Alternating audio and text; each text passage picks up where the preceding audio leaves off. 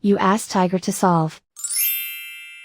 This deals with linear equations with one unknown. The final result is y equals 2. Let's solve it step by step. Simplify the expression. Expand the parentheses. Break up the fraction. Find the greatest common factor of the numerator and denominator. Factor out and cancel the greatest common factor. Group all constants on the right side of the equation.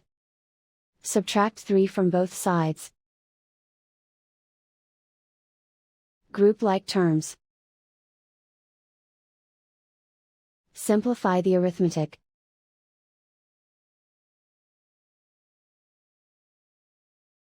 Isolate the y.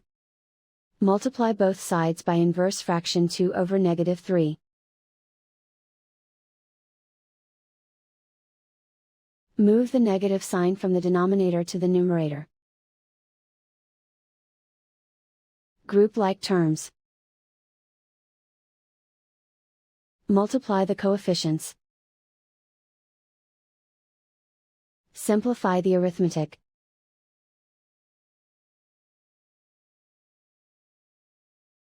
Move the negative sign from the denominator to the numerator. Multiply the fractions. Simplify the arithmetic. And so the final result is y equals 2.